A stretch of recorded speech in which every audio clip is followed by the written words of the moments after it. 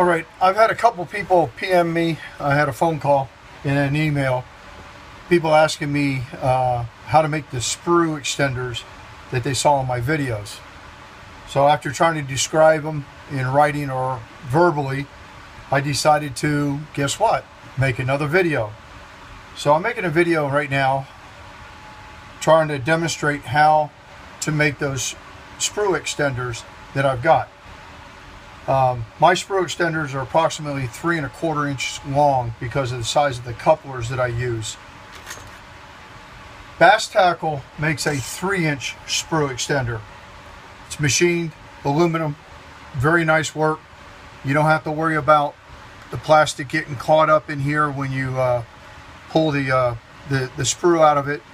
There's no rough edges or anything, and it works real good. They've got them, and I tried to buy them from them. Fortunately for me, they were out of the office for 2 days, and I was desperate, so I needed to make some because I ended up needing over 50 of them. And at $7 a piece, that's a lot of money. So I had read before on one of the forums about someone making sprue extenders out of copper pipe. So I decided to go out and get some copper pipe. I took a mold into Lowe's and I test fitted copper pipe, and I came up with 1/2 inch diameter.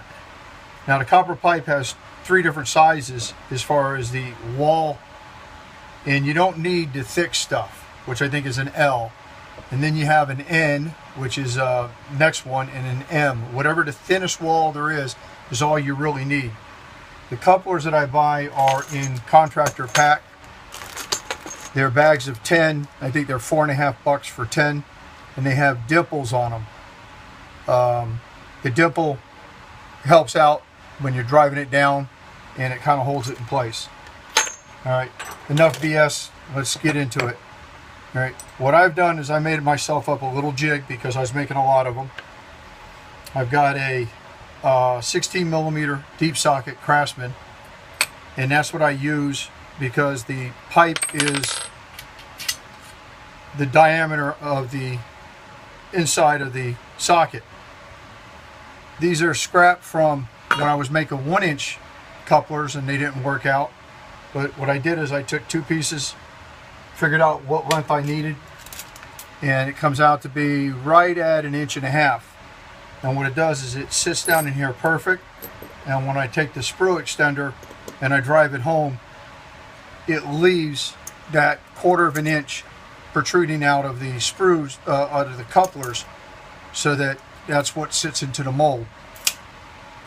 What I did also is I drilled a hole on this side over here, a little over 3 inches thick or deep, and I take my 1/2 inch pipe, I put it in there, takes a little wiggling, I take a pen, I mark it, and that tells me the right depth that I need to cut. You can simply do the same thing with the ruler. The only problem is I was getting tired of doing it with the ruler, so I went ahead and I made the jig. You just take a standard cutter. I bought this that night, Cobalt, at Lowe's. I think it was $12, and it has helped me out a lot with this. I've got a bandsaw, but I don't think I could cut this copper pipe with a bandsaw. You just go ahead and after you mark your pipe, you cut it. Now I'm not going to go through and cut everything because of time and don't want to bore the hell out of you. And what I've already done is I've cut 4 pieces, and I got them in stages. Just 2 of them are the bare pipe. One I've got 1 coupler on, one I've got 2 coupler on, and I'll show you how I do it. I take the coupler or the pipe and I stick it in the end of the socket. I take the coupler and I kind of mount it on the top. Then I take a 11/16 deep socket Craftsman. I put it on top of the coupler and I hammer it down. And when it stops, you're at this point. You take another coupler, you put that on there, you hammer it down.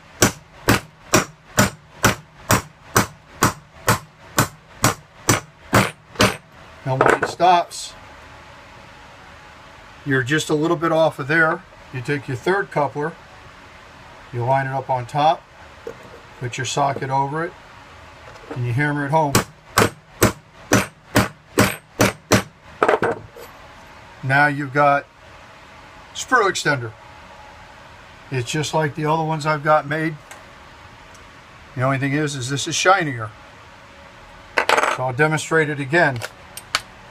You've got the spacers down inside this socket so that you got enough that will leave you what you want, which is about 1/4 of an inch off the bottom for it to go in the port.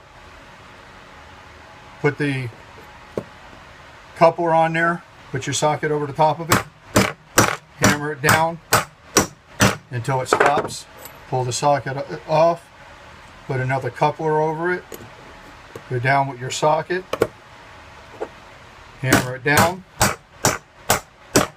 until it stops, take another coupler, put it over the top of the socket over the top of it, hammer it down, it's home. Bingo.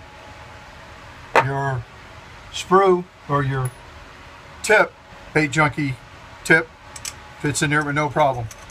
The only problem that you're going to have is on Bear's molds.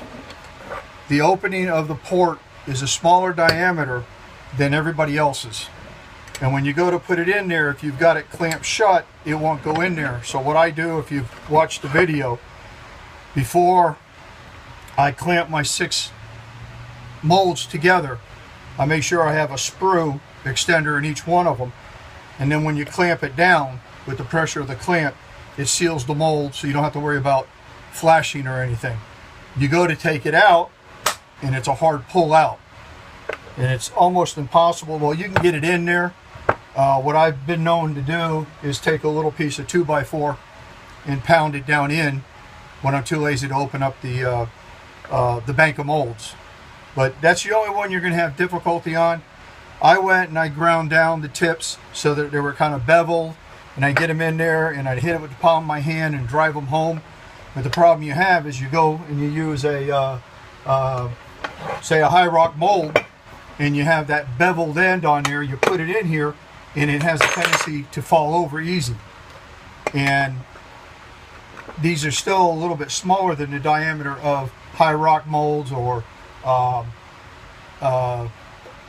bass tackle mold.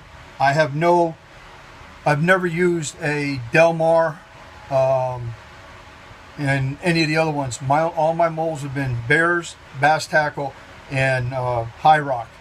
And with bass tackle and high rock, it fits perfect. With Bears, you have a little tightness. But anyways, one more time real fast, since I got one more set up over here. I got one started on it. You put it in place. I've already got that one driven down. You take your next coupler, you put it on there.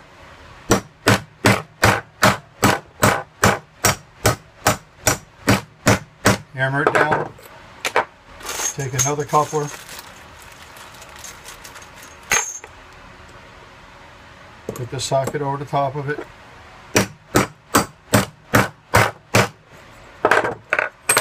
Oops. Take it down, and you're done. And we'll finish off this one.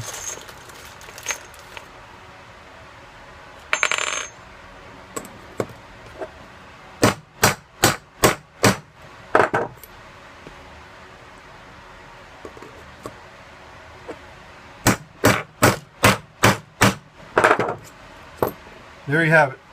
I just made 4 3-inch sprue extenders. If you guys got any questions or anything that you want to ask me, don't hesitate. I'll be more than happy to answer. You can either email me at razorjimlanza@gmail.com. You can PM me on the baitjunkie.com forum at Razor, or you can even post your questions, which I would prefer, on the forum. And if I can't answer them, maybe somebody out there has the knowledge and they can answer it. But again, I'm having fun making videos. I appreciate your guys' input. Talk to you later.